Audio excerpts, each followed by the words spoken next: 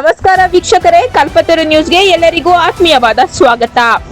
ಲಿಂಗಸಗೂರು ತಾಲೂಕಿನ ಭೋಗಾಪುರದಲ್ಲಿ ನಕಲಿ ದಾಖಲೆ ಸೃಷ್ಟಿಸಿ ಅಂಗನವಾಡಿ ಸಹಾಯಕ ಹುದ್ದೆಗೆ ನೇಮಕಾತಿ.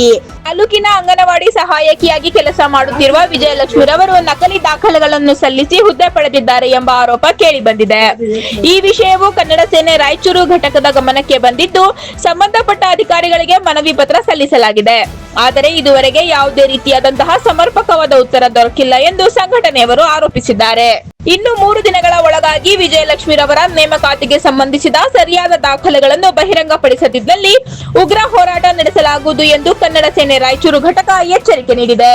ಈ ಸಂದರ್ಭದಲ್ಲಿ ಕನ್ನಡ ಸೇನೆ ರಾಯಚೂರು ಜಿಲ್ಲಾ ಉಪಾಧ್ಯಕ್ಷರಾದ ಶರಣೋಜಿ ಪವಾರ್, ಶಿವು ಕಂಪು, ಯಮನೂರಪ್ಪ, ಸಂತೋಷ್ ನಾಯಕ್, ರಾಯಪ್ಪ, ಅಮರೇಶ್ ಗುರುಗುಂಟ, ಹನುಮಂತ, ರಾಜಾಸಾಬ್ ಗುರುಗುಂಟ, ಹನುಮಂತ ಫೈರೋಡಿ ಉಪಸ್ಥಿತರಿದ್ದರು. ವರದಿ ಹನುಮಂತ ಬಡಿಗೇರ್, ಲಿಂಗಸೂರು. ಮಾನ್ಯರೇ, ಈ ಮೇಲ್ಕಂಡ ವಿಷಯ ಹಾಗೂ ಉಲ್ಲೇಖದನ್ವಯ ನಾವು ಕನ್ನಡ ಸೇನೆ ಕರ್ನಾಟಕ ತಾಲೂಕು ಸಮಿತಿ ಲಿಂಗಸೂರು ವತಿಯಿಂದ ನಮ್ಮಲ್ಲಿ ಹಕ್ಕೊತ್ತಾಯಿಸುವುದೇನೆಂದರೆ, ಲಿಂಗಸೂರು ತಾಲೂಕಿನ ಭೋಗಾಪುರ 2ನೇ ಅಂಗನವಾಡಿ ಕೇಂದ್ರದ ಅಂಗನವಾಡಿ ಸಹಾಯಕಿ ಹುದ್ದೆಗೆ ನೇಮಕಾತಿಗೊಂಡು ದಾಖಲಾತಿಗಳಲ್ಲಿ ಕೊಟ್ಟಿ ದಾಖಲಾತಿಗಳನ್ನು ಸೃಷ್ಟಿಸಿಕೊಂಡು ನೇಮಕಾತಿ ಸಿಡಿಪ ಮೇಡಮ್ ಅವರಿಗೆ ಸಿಡಿಪ ಮೇಡಮ್ ಅವರಿಗೆ ಸಿಡಿಪ ಮೇಡಮ್ ಅವರಿಗೆ ನೇಮಕಾತಿ ನಿಯಮ ಉಲ್ಲಂಘನೆ ಮಾಡಿ ನೇಮಕಾತಿಗೊಂಡಿರುವ ನಮ್ಮ ಸಂಘಟನೆಯ ಗಮನಕ್ಕೆ ಬಂದಿರುತ್ತದೆ.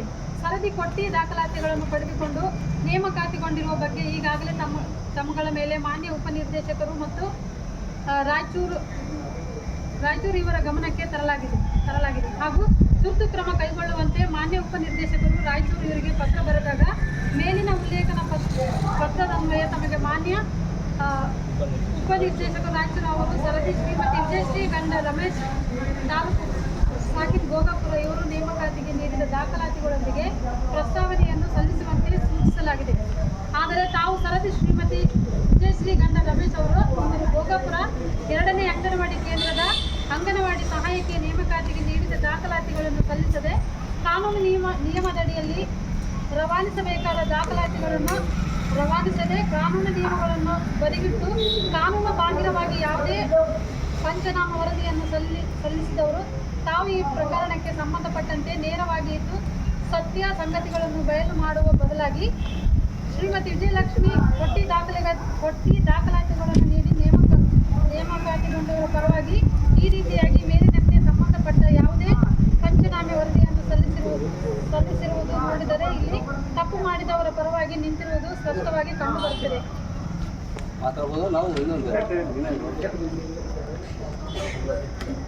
ಅಲ್ಲದೆ ಇವರು ರಾಜಕೀಯ ಒತ್ತಡಕ್ಕೆ ಮಣಿದು ಕಾನೂನು ನಿಯಮಗಳನ್ನು ಪಾಲನೆ ಮಾಡದೆ ಕೇವಲ ತಮ್ಮ ಉಡಾಫೆಯ ಉತ್ತರಗಳನ್ನು ನೀಡುತ್ತಾ ಸಮಯವನ್ನು ಮುಂದೂಡುತ್ತಾ ಸತ್ಯ ಸಂಗತಿಯ ವಿಷಯವನ್ನು ಮರೆಮಾಚಿ ಸಂಬಂಧಪಟ್ಟ ಇಲಾಖೆಯ ಹಿರಿಯ ಅಧಿಕಾರಿಗಳು ಕೇಳಿದ ದಾಖಲಾತಿಗಳನ್ನು ಒಪ್ಪಿಸದೆ ತಮ್ಮ ಮನಸ್ಸಿಗೆ ಬಂದಂತೆ ಕೊಟ್ಟಿ ದಾಖಲಾತಿಗಳನ್ನು ನೀಡಿ ನೇಮಕಾತಿಗೊಂಡಿರುವವರ ಜೊತೆ ಸಿಡಿಪಿಒ ಲಿಂಗಸೂರು ರವರ ಶಾಮಿಯ ಸಿಡಿಪ ಮೇಡಮ್ ಅವರು ಇವತ್ತೇನು ಕೊಟ್ಟ ದಾಖಲಾತಿಯನ್ನು ಕೊಟ್ಟಿರ್ತಕ್ಕಂಥ ವಿಜಯಶ್ರೀ ಅಮ್ಮವ್ರನ್ನ ಇವತ್ತೇನು ಅವ್ರನ್ನ ಅಮಾನತು ಮಾಡದೇನೆ ಈಗ ಸರಿಯಾದ ರೀತಿಯಾಗಿರ್ತಕ್ಕಂಥ ಚೌಡಮ್ಮನವರಿಗೆ ಅನ್ಯಾಯ ಮಾಡಿರುವುದು ಭಾಳ ಮೇಲ್ನೋಟಕ್ಕೆ ಎದ್ದು ಕಾಣ್ತೈತಿ. ಈಗಾಗಲೇ ಡಿ ಡಿ ಅವ್ರ ಗಮನಕ್ಕೆ ತಂದಿದ್ದೀವಿ, ಡಿ ಸಿ ಅವ್ರ ಗಮನಕ್ಕೆ ತಂದಿದ್ದೀವಿ. ನಾವು 23ನೇ ತಾರೀಕು 3 ತಿಂಗಳಿಂದ ಇಲ್ಲಿವರೆಗೂ ನಾವು ಹೋರಾಟ ಮಾಡ್ತಾನೆ ಇದ್ದೀವಿ.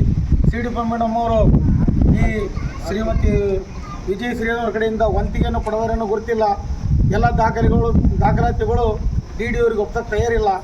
ಅದಕ್ಕಾಗಿ ಮಾನ್ಯ ಎ ಸಿ ಸಾಹೇಬರು ಅವ್ರನ್ನ ತಮ್ಮ ಆಫೀಸಿಗೆ ಕರೆ ತಂದು ಸರಿಯಾದ ರೀತಿಯಲ್ಲಿ ಇರ್ತಕ್ಕಂಥ ದಾಖಲಾತಿಗಳನ್ನು ಪರಿಶೀಲನೆ ಮಾಡಿ ಸೂಕ್ತ ಅಂತ ವ್ಯಕ್ತಿಗೆ ನ್ಯಾಯ ದೊರಕಿಸಿಕೊಡಬೇಕಂತೇಳಿ ನಮ್ಮ ಸಂಘಟನೆಯಿಂದ ಒತ್ತಾಯಿಸ್ತೇವೆ. ಮುಂದಿನ ದಿನಗಳಲ್ಲಿ ಈ 3-4 ದಿನಗಳಲ್ಲಿ ಇವರೇನಾದರೂ ಡಿ ಡಿ ಅವರಿಗೆ ದಾಖಲಾತಿ ಒಪ್ಪಿಸಲಿಲ್ಲ ಅಂದ್ರೆ ಸಿಡಿಪಿ ಮೇಡಮ್ ಅವರು ನಾವು ಅವರ ಇಲಾಖೆ ಮುಂದೆ ಪ್ರತಿಭಟನೆ ಮಾಡ್ತೀವಿ. ಅದೇ ಭೋಗಾಪುರ 2ನೇ ಕೇಂದ್ರ ಸಹಾಯಕ ಕೇಂದ್ರ ಕಚೇರಿಗೆ ಮುತ್ತಿಗೆಯನ್ನು ಹಾಕಿ ಬೀಗ ಜಡಿಯೋರ ಮೂಲಕ ಪ್ರತಿಭಟನೆ ಮಾಡ್ತೇವೆ ಅಂತೇಳಿ ಈ ಮೂಲಕ ಕನ್ನಡ ಸೇನೆ ಎಚ್ಚರಿಸುತ್ತದೆ. ಕನ್ನಡ ಸೇನೆ ಕರ್ನಾಟಕಕ್ಕೆ ಜಯವಾಗಲಿ.